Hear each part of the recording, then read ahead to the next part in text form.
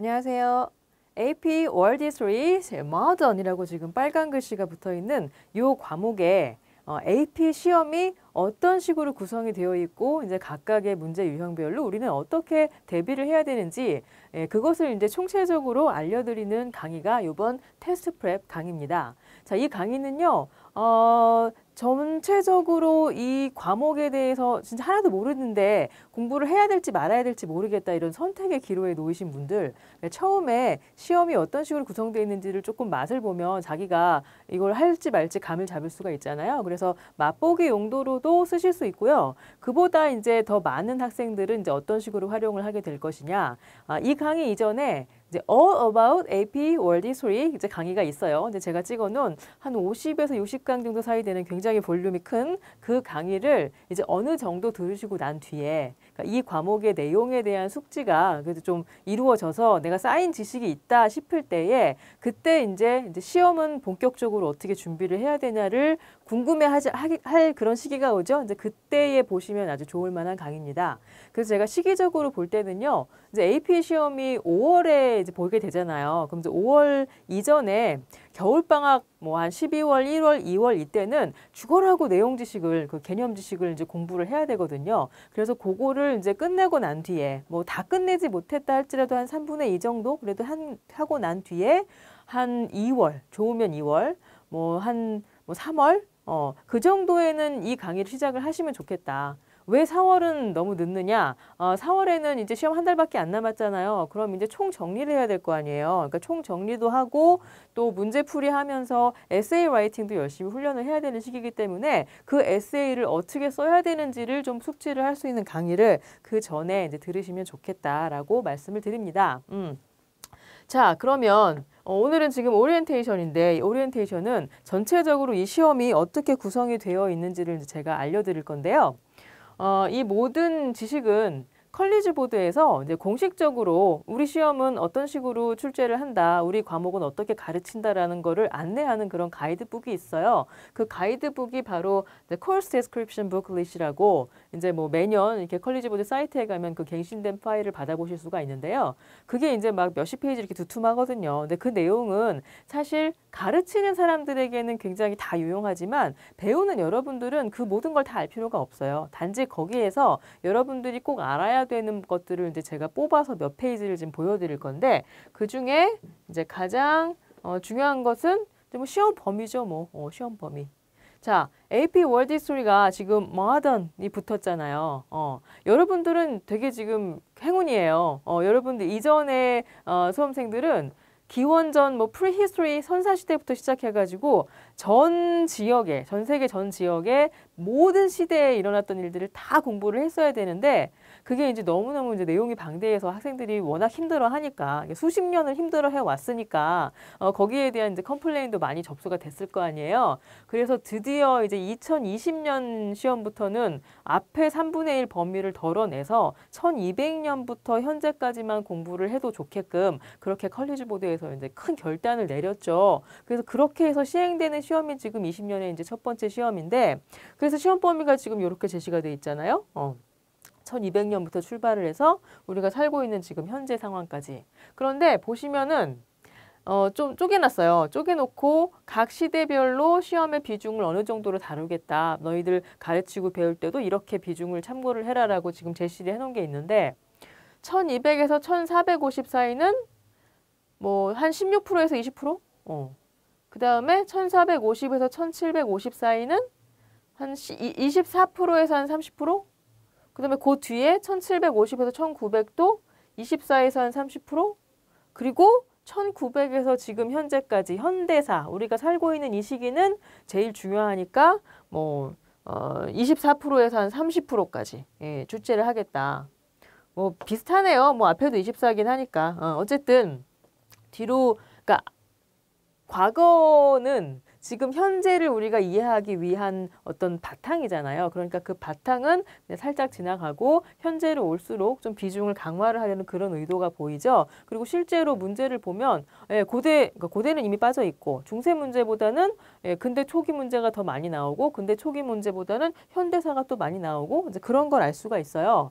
네, 그러면 이거는 이제 시대별로는 문제 비중을 이렇게 놓겠다는 것이고 그거보다 이제 우리가 더 궁금한 거는 이거죠. 근데 문제 유형이 어떤 것들이 나오냐 하는 것이죠. 예. 그래서 문제 유형은 여기 뭐 복잡하게 나와 있긴 하지만 간단하게 얘기하면 객관식이냐 에세이냐 둘 중에 하나예요. 그래서 여기 지금 섹션 1에 Part A, Multiple Choice Questions라고 되어 있는 부분이 이제 객관식 부분이에요. 근데 이 객관식을 55분 동안 55문제를 푸는 것이 이 객관식 시험인데 이게 전체 시험 그 나중에 스코어링 하는 데서 차지하는 비중이 40%. 되게 높아 보이죠? 그런데 사실 이렇게 높지 않은 것 같아. 실질적인 방역률을 보면. 왜냐하면 이 뒤에 지금 섹션 1 파트 B에 short answer question이 있어요. short answer question은 말 그대로 답변을 한 패러그래프 정도로 간단하게 작성을 하면 되는 에세이인데 이게 문제가 지금 뭐 세 문제라고 되어 있지만 각각의 그 문제에 A, B, C가 딸려 있기 때문에 어떻게 보면 9문제라고 보시면 될 것 같아요. 그 9문제가 각각 1점씩 차지를 하거든요. 그래서 1번 문제는 secondary source를 내주고 그와 관련돼서 A, B, C 문제가 나오고 그 다음에 2번 문제는 primary source를 제공을 하고 그와 관련된 ABC가 나오고 그 다음에 3, 4번 중에 하나 내가 좀 더 자신 있는 거를 골라서 쓰는 그렇게 해서 총 3문제 뭐 좀 더 현실적으로 말하면 9문제가 나오는 short answer question 파트가 있고 요거 40분 동안 써내야 되고 그러니까 40분 동안 9패러그래프를 써야 된다고 생각을 하시면 굉장히 마음이 급해지죠. 예, 요게 전체 시험에서 차지하는 비중이 20%. 그리고 Document Based Question이라고 해가지고 이거는 이 AP 히스토리 시험이 시작된 이후로 한 번도 바뀌지 않고 계속 나오고 있는 시험인데요. 사료를, 다큐멘트를 지금 현재는 7개 줍니다. 옛날에 더 많이 줬었는데 7개를 주고 그거를 이제 분석해서 주어진 문제에 대해서 답변을 하는 그런 에세이죠. 그래서 이것도 고득점 받으려면 한 3페이지, 4페이지 꽉꽉 채워서 써야 돼요. 근데 요게 주어진 시간이 지금 60분. 60분인데 15분은 리딩 피리어드로 제한을 하고 45분 동안 열심히 써라 라고 이거는 이제 제한을 하는 건데요. 그냥 1시간 안에 자기가 알아서 하면 돼요. 자, 1시간 동안 3페이지, 4페이지 쓰는 게 전체에서 25%를 차지를 해. 예. 그 다음에 이제 마지막으로 여기서 이제 long essay question이라고 있죠. 3개의 문제가 주어지는데 그중에 내가 제일 자신 있는 거 하나를 고르면 된대요. 그런데 문제는 한 문장이지만 답은 역시 3페이지, 4페이지를 써야 돼. 그래서 이게 이제 long essay라고 지금 나와 있어요. 예. 그래서 이것도 15% 전체에 차지를 하고 40분 동안 써야 되는 그런 상황인데 자 보세요. 그러면 일단 시간적으로 봤을 때 이거 다 합치면 이게 지금 100분, 195분이잖아요. 3시간이 넘어가요. 반나절을 그냥 다 투자해야 돼요. AP 시험이 다 그렇긴 하지만 야 이거는 정말 멘탈과 체력과 이런 것들이 다 조화를 이루지 않으면은 고득점이 나오기가 힘들다겠다는 생각이 팍 들죠. 게다가 이 비중이 제가 아까도 말씀드린 것처럼 그냥 봤을 때는 객관식이 40%고 이 에세이 3종류, 3종 세트 요게 합쳐서 60%인 것처럼 보이지만 이게 명목상 그렇다는 거고 실질적으로는 에세이가 훨씬 더 이 변별력이 크다는 거를 제가 여러 차례 느꼈기 때문에 그거를 지금 강조를 하고 싶은 건데 이거는 표도 하나 보여드릴 게 있어요. 이거 한 10년쯤 전에 제가 이제 모 자사고에서 국제반 학생들을 그때 막 사람이 많아가지고 한 3반 정도를 세계사를 가르친 적이 있었는데 그러니까 100명 넘게 가르치고 그 친구들이 거의 다 이 AP 시험을 봤었거든요. 그래서 그 결과가 학교에 이제 분석 자료가 컬리지 보드에서 도착을 했어요. 그래서 그때 이거를 받아본 자료를 제가 아직도 가지고 있는데요. 이게 이제 무슨 얘기냐 하면 전체적인 결과를 보면 여기 보시면 1점부터 5점까지 있어요. 예. 근데 이 회색 막대기는 전 세계 응시자들의 상황을 보여주는 거고 까만색 막대기가 제가 가르쳤던 학생들의 상황을 보여주는 거예요. 예, 그 보시다시피 회색 막대기는 뭐 점수가 고득점으로 갈수록 사람이 줄어들죠. 근데 까만색 막대기는 오히려 1점은 아예 없고 2, 3, 4, 5로 갈수록 확 늘어나죠. 제가 가르친 학생들이 결과가 아주 좋았습니다, 이때. 예. 근데 이게 뭐 기본적으로는 워낙 잘하는 학생들이고 또 열심히 해줬기 때문에 이런 결과가 나온 거기도 하지만 이렇게 지금 5점이 일반 응시자들에 비해서 지금 거의 5배 넘잖아요. 그죠? 이 정도로 압도적으로 그 좋은 결과가 나온 과목이 세계사밖에 없었어요. 그 당시에. 다른 과목들은 뭐 많아야 5점이 한 2배, 뭐 3배 정도 나왔지 이렇게 압도적으로 더 나온 적은 없었기 때문에 제가 그 당시에 굉장히 어떤 막 어깨에 힘이 들어가기도 하면서 아, 나의 이 교수법이 잘못되지 않았구나. 이게 맞구나 하는 확신을 가지게 되는 그런 계기가 되기도 했었는데 자, 근데 얘들이 5점을 받은 애들이 어떻게 해서 5점을 받았냐? 이때도 객관식이 있고 에세이가 있었단 말이에요. 뭐 10년 전이니까 약간의 유형은 뭐 달라졌다고 하지만 대동소이해요. 그런데 얘들이 보면 객관식 시험은 대부분 다 상위 25%에 해당하는 결과를 얻었어. 그러면 얘들이 다 5점이 나왔냐? 그게 아닌 거지. 얘네들 중에서 에세이에서도 상위 25%의 결과를 얻은 애들 정도가 5점을 받은 거란 얘기예요. 그럼 무슨 얘기냐? 객관식은 어떻게 해서든지 다 해내더라. 한국 학생들이. 물론 그것도 쉬운 건 아니지만 그래도 악착같이 해내더라. 그러면 실제로 점수를 어떤 결과를 좌우하는 거는 뭐다? 에세이를 얼마나 잘 쓰느냐 하는 거야. 에세이는 그렇게 열심히 악착같이 해도 이 상위 25% 안에 다 못 들어가 있잖아요. 지금 보면. 그만큼 이제 이게 서술형으로 뭐 자기 논지를 이렇게 쭉 이끌고 나가는 게 분석력을 동원해서 그게 결코 쉽지 않다는 얘기죠. 그래서 어떻게 그것을 이제 대비를 해나가야 되는지에 대해서는 제가 앞으로 이제 하나씩 다 잘 아주 진짜 십몇 년의 노하우를 꽉꽉 채워서 이제 전달을 해드릴 거니까 너무 걱정하지는 마시고요. 자, 오늘은 일단 첫날이니까 대략 시험은 이런 식으로 구성이 돼 있다. 오리엔테이션을 했고, 지금 끝나면 너무 아쉽잖아요. 그래서 멀티플 초이스 퀘스천이 어떤 식으로 나오는지 잠깐 하나를 보여드릴게요. 자, 아까 보신 그 북클릿에 이 멀티플 초이스 퀘스천 그 샘플 문제가 15문제가 나와 있어요. 그 15문제 중에 앞에 그 1번부터 6번까지는 제가 그 All About AP World History 강의에서 이제 활용을 했었기 때문에 그거는 살짝 넘어가고 이제 7번부터 보실 건데요. 그 PDF 파일도 제가 교환이랑 같이 드렸으니까 그거 출력해서 한번 이렇게 보시면서 혹시 안 풀어보신 분들은 1번에서 6번까지도 좀 풀어보시면 좋겠고요. 일단은 한번 7번을 같이 보겠습니다. 아, 그리고 가끔 이런 질문하는 사람들이 있는데 그 AP는 답을 틀리게 썼다고 해서 그거를 감점을 하진 않아요. 근데 SAT 서브젝트가 그렇기 때문에 이거 AP도 그럴 거라고 생각하시는 분들이 가끔 있는데 아니에요. 그러니까 마음껏 내가 생각하는 답을 추리해서 적으세요. 자, 그러면 보시다시피 문제가 바로 나오지 않고 이제 지문이 등장을 하지요. 이게 몇 년 전부터 달라진 부분이에요. 그러니까 멀티플 초이스 퀘스천이라고 해서 이거를 그냥 내용을 암기한 것만 가지고 답을 찾을 수 있는 게 아니라 학생들이 분석력, 이해력, 종합적인 해석력 이런 것들을 가지고 있는지 그게 충분한지를 보겠다라고 하는 거지. 지금 최근에 어떤 그 역사 교육의 방향성이거든요. 그래서 모든 문제에 다 이런 식으로 소스가 주어져요.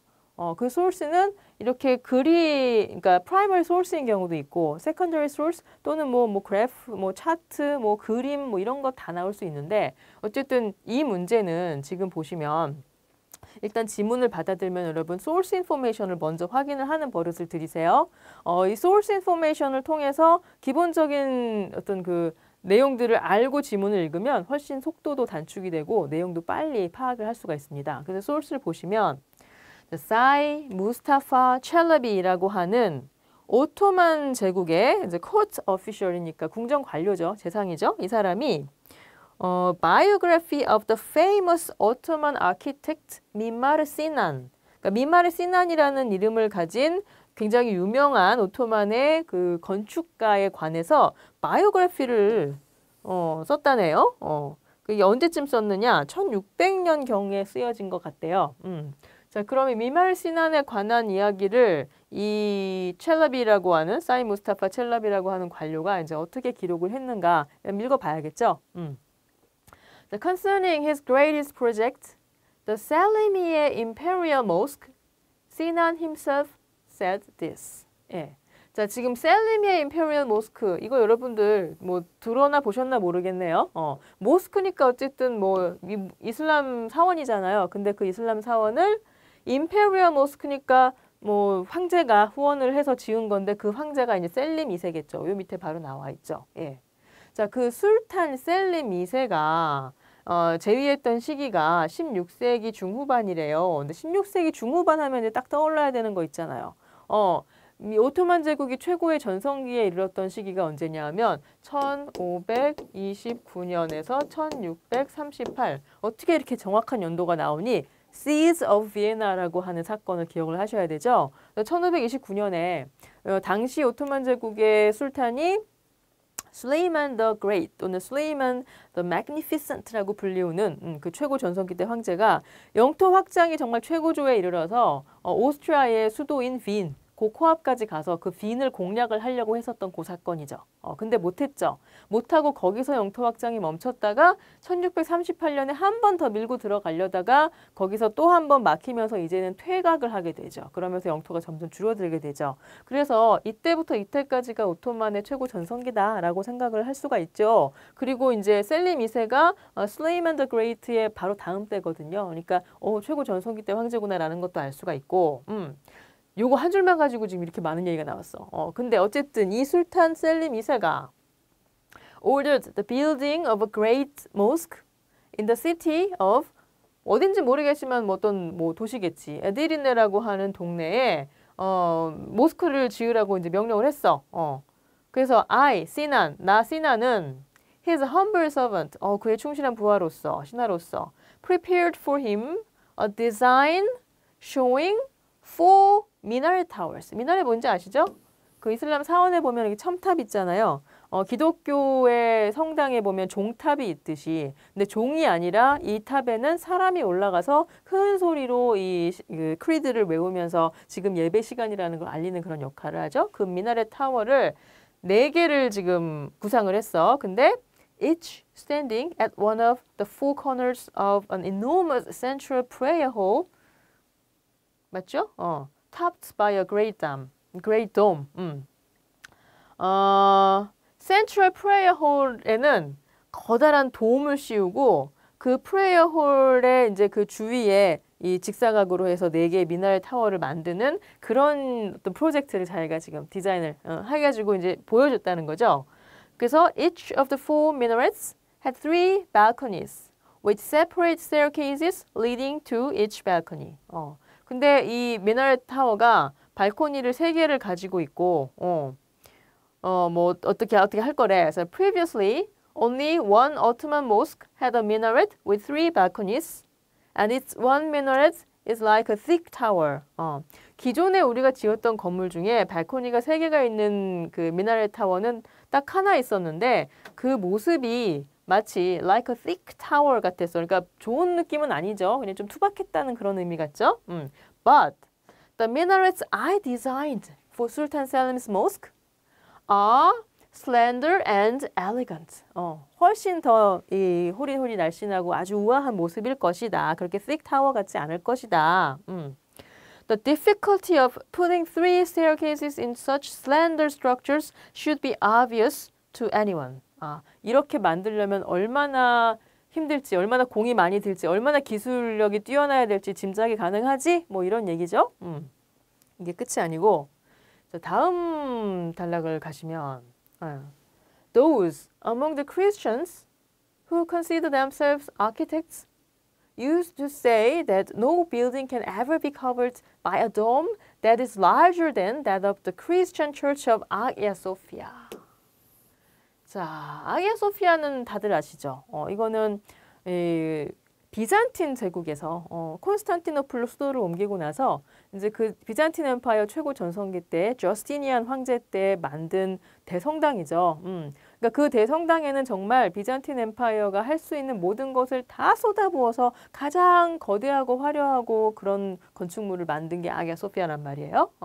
그래서 이게 크리스천 처치 최고 대표하는 그런 건물인데 그런데 그래서 이 크리스찬들이 보면 되게 여기 자부심을 많이 가지고 있었나 봐.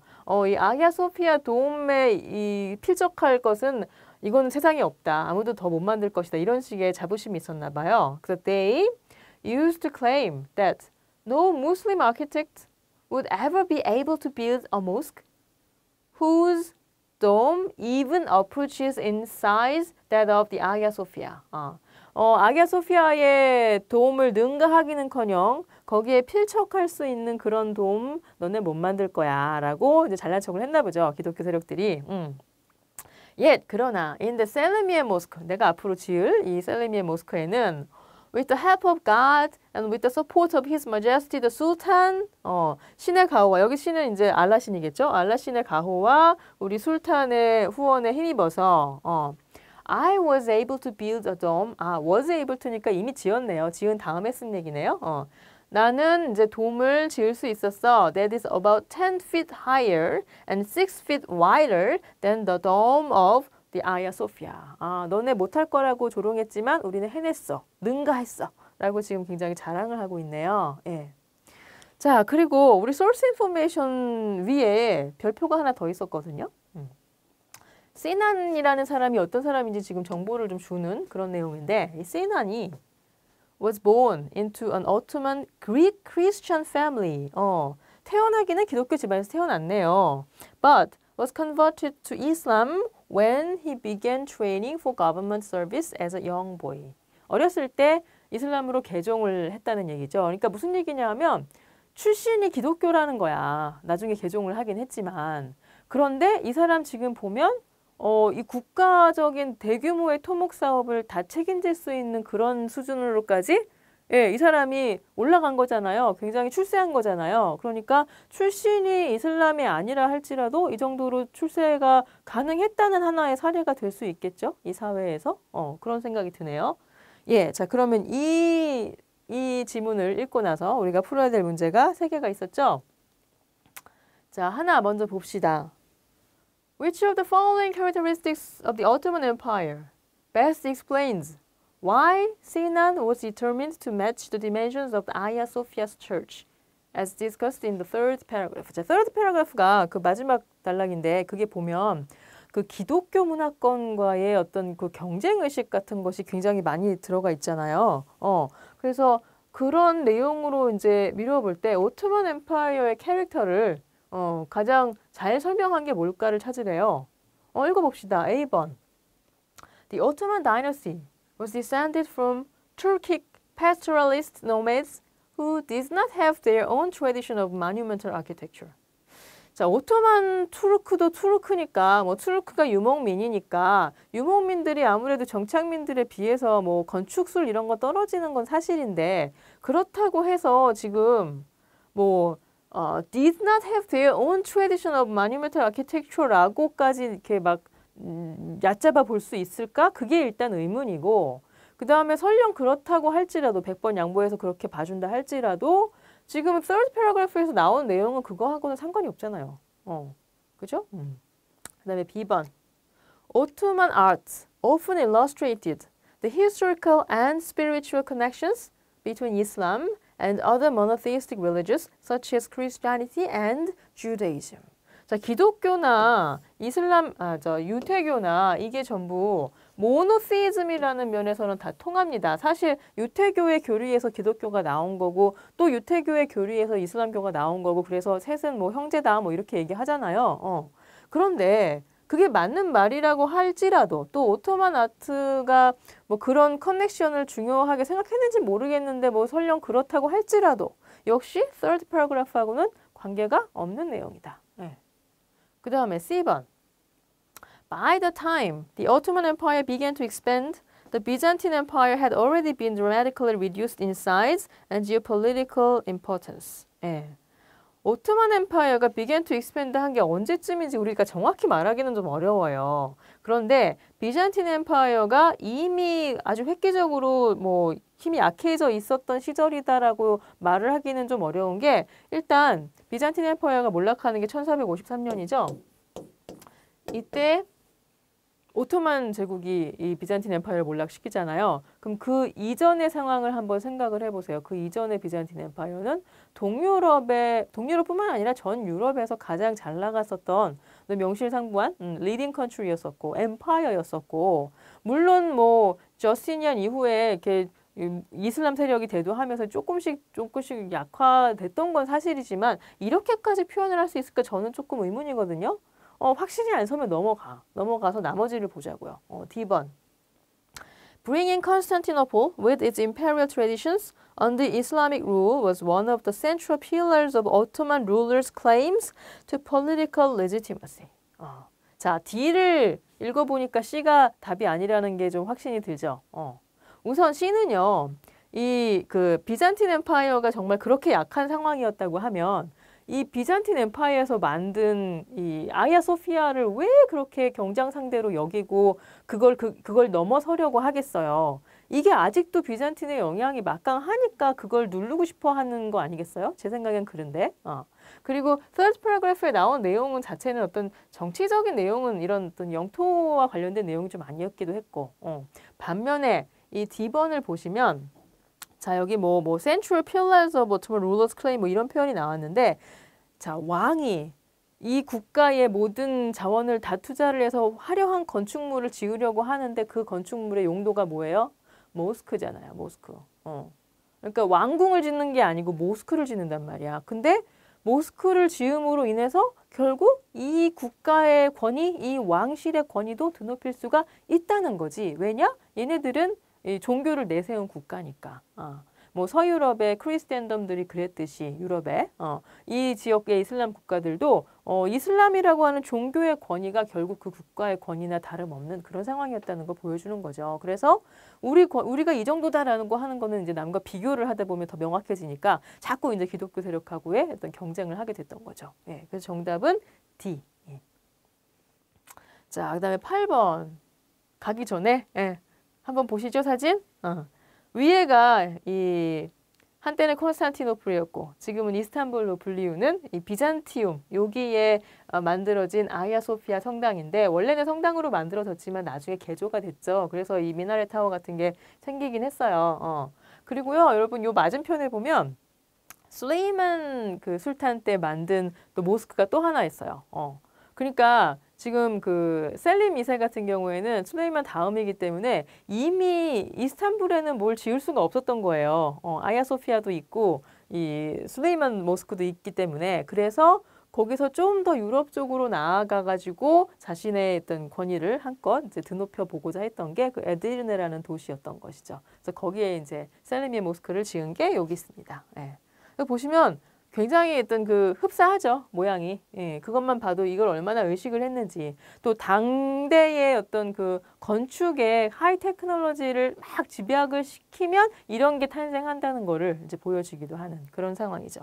이거 뭐 제가 굳이 비교는 안 하겠지만 이거 만들 때가 이제 뭐 저스티니안 황제 때니까 굉장히 오래 전이고 이거 만들 때는 뭐 1500년대잖아요. 근데 그 시기에 다른 서유럽 지역의 이 건축물들을 한번 생각해 보시면 뭐 이 시기 때쯤 되면은 그래도 뭐 어떤 중세 성당들 이렇게 첨탑, 고딕 첨탑 있는 그런 성당들 하고 비교는 할 수 있을 것 같은데 이 시기에 이 건물은 정말 너무너무 대단한 건물이었죠. 이 비잔틴 엠파이어에 필적할 수 있는 나라는 없었어요, 이 시기에. 자, 그래서 나머지 두 문제도 이제 풀어봐야 되니까 8번 Based on the intended purpose. purpose. 이 글이, 이 기록들이 어떤 의도로 쓰여진 것인지를 우리는 꿰뚫어 볼 수 있어야 되는데 이 Sinan's biography의 purpose에 따르면 it is most likely that the information in the passage might be. 지금 나와 있는 내용이 다 시난이 한 얘기였잖아요. 근데 그 시난이 한 얘기에는 뭔가 목적이 있을 거란 말이에요. 의도가 있을 거란 말이지. 그게 가장 그 목적에 부합하는 내용은 이 중에 뭘까? Overstating the extent of the architectural challenges Sinan faced in building the mosque. 이거 왠지 조금 혹하는데요? 그러니까 이 건축가잖아요. 건축가가 얼마나 내가 힘든 일을 해냈는지를 좀 과시하고 싶지 않겠어요? 이런 큰 대공사를 마치고 나면? 그럼 이게 답인지 아닌지 나머지를 확인해 보면 알 수 있겠죠? B번. Understanding the extent of Ottoman royal support for the building of the mosque. 자, 오토만 로열 서포트는 지금 여러 번 얘기가 나오긴 했죠. 그런데 신한 입장에서는 후원자에게 이런 그 공치사를 있던 그 안부를 계속 얘기를 하는 것은 예의야. 예의이기도 하고 그래야 또 자기의 앞날과 자기의 출세와 이런 것이 더 이제 보장이 될 거 아니야. 그런데 그것 자체가 이 사람이 하고 싶은 말은 아닌 거죠. 이 사람이 하고 싶은 말은 신의 가호로 우리 술탄의 후원에 힘입어서 내가 이렇게 대단한 일을 했다라는 거 아니겠어요? 그 다음에 C번. Overstating Christian architects' achievements and their contributions to the building on the mosque. 뭐 이런 얘기는 전혀 나오지 않았죠? D번. Intentionally attributing the building of the mosque to Sinan even though he was not the architect. 아니, famous architect라고 나와 있었잖아요, 소스에. 근데 왜 이런 얘기가 나와? 그래서 A, B 중에 B는 좀 의례적인 얘기니까 이걸 의도라고 하긴 어렵고 진짜 의도는 뭐냐? 내가 이렇게 대단한 일을 해냈다라고 하는 거. 자, 그 다음에 Sinan's service to the Ottoman state best illustrates the fact that land-based empires in the period 1450 to 1750 often relied on 그랬는데 자, 시난의 케이스를 봤을 때 이 시대의 empires들이 어떤 것을 기반으로 이렇게 성장을 했을까를 한번 보라는 거예요. 생각해 보라는 거예요. 자, 뭐 읽어봅시다. 1번. Appointed bureaucrats to break the power of entrenched landed aristocracies.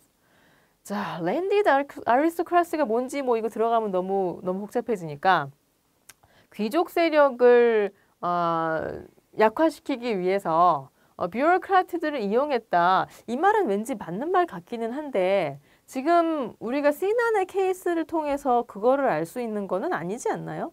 이거는 오히려 어떤 서유럽의 그 근대 초 뭐 이럴 때에 뭐 스탠딩 아미와 뷰로크라시가 어떤 왕권을 강화시키는 데 있어서 어떤 역할을 했는지 뭐 그런 얘기가 나오면은 A가 답이 될 수 있을지 모르지만 여기서는 좀 아닌 것 같아요. B번. Mass conscription of soldiers to carry out their territorial expansion. 이것도 지금 시난의 케이스와는 상관이 없죠. 그죠? 뭐 예니체리 뭐 이런 얘기가 나오면 이거는 뭐 어떤 군대와 관련된 얘기긴 한데 예니체리도 사실 매스 컨스크립션이라고 하긴 어렵고 이건 완전 엘리트 솔저를 선발하는 그런 시스템이니까 그래서 B도 좀 아니고 그다음에 C번 Methods of recruitment of officials that made use of the ethnic and religious diversity of their subject. Diversity. 이 얘기를 하고 싶은 거겠네요. 시난의 출신을 괜히 거기 언급을 해준 게 아니란 말이에요. 시난이 원래는 크리스천 집안에서 태어났는데 나중에 개종하고 이 중앙 어떤 그 관료로서 엄청나게 성공을 한 거잖아요. 이거는 다이버시티를 보여주는 대표적인 사례가 될 수 있겠고 이거는 그러니까 어떤 공동체든지 간에 이 공동체가 작은 공동체면 되게 어떤 자기들끼리 똘똘 뭉쳐서 살아남아야 되기 때문에 배타적일 수가 있어. 그런데 이게 점점 커지잖아요. 뭐 제국의 수준에 이르게 되잖아요. 그러면 이렇게 큰 영토 안에 모든 사람들을 하나의 문화로 다 통일을 시킬 수는 없는 거예요. 그렇게 획일적으로 만들 수는 없어. 그러면 아예 이렇게 뻗어나가지를 못해. 그러니까 이 뻗어나간 제국들의 특징이 뭐냐 하면 굉장히 그 안에서는 포용력이 뛰어나다는 거예요. 다원주의를 지향을 한다는 거죠. 그래서 고대의 로마가 그랬고 지금 이 시대의 뭐 오토만 엠파이어도 마찬가지고 현대의 미국도 마찬가지죠. 미국만큼 지금 다원주의를 추구하는 그런 가치를 추구하는 나라가 어디 있어요. 그래서 우리나라 같은 경우는 그동안은 어쨌든 생존이 문제였었기 때문에 굉장히 어떤 그 배타적인 그런 태도를 사실 가지고 있었는데 이제는 좀 더 뻗어나가려고 하다 보니까 우리도 다양한 것을 존중해야 돼. 다양한 가치를 존중해야 돼. 이런 식으로 지금 나가고 있잖아요. 그죠? 자, 그럼 D는 왜 답이 안 되는지는 봅시다. Members of the clergy to perform religious services, administer religious law, and oversee public order. 클러지 멤버들이 어떤 중요한 역할을 수행했을 수 있어요. 이 뭐 랜디드 엠파이어에서. 근데 이거는 시난의 케이스와는 지금 상관이 없다. 그러니까 종교가 워낙 중요한 역할을 했던 것은 사실이고 그러니까 모스크를 짓고 뭐 이런 거는 맞는데 시난 자체가 클러지 멤버는 아니고 그와 관련된 다른 얘기 아무것도 안 나왔잖아요. 그래서 정답은 뭐다? 다시 한번 diversity를 강조했다는 C. 예. 자, 오늘은 지금 지문 하나에 딸린 세 문제 풀어봤는데 시간이 은근히 많이 걸렸죠. 제가 이제 첫 시간이라서 좀 자세히 설명을 했고요. 요금 뭐 맛보기는 됐을까 싶긴 한데 좀 아쉬우니까 나머지 문제들이랑 해서 이제 두 번째 강의에서 멀티플 초이스 퀘스천 몇 개인지 더 풀어보도록 하겠습니다. 자, 여러분들 그러면 그 전에 어떻게 해야 되겠어요? 미리 풀어갖고 오셔야 되겠죠. 제가 지금 설명을 드리는 거는 제 머릿속에서 일어나는 사고 과정인데 이걸 여러분들이 그냥 이렇게 바라보고만 있는 걸로는 여러분 것이 되지 않아요. 스스로 생각을 해봐야 돼. 그래서 해본 거를 나의 생각과 제 생각과 맞춰보세요. 그래서 맞았다 그러면 나 잘하고 있어. 근데 좀 틀리다 싶으면 이제 여러분들이 저의 사고 흐름에 어떤 익숙해지셔야 됩니다. 그러면 그럴수록 이제 더 좋은 결과가 있을 거예요. 자, 그러면 미리 문제 좀 풀어 오시는 걸로 제가 믿고 다음 강의에서 뵙도록 하겠습니다. 수고하셨습니다.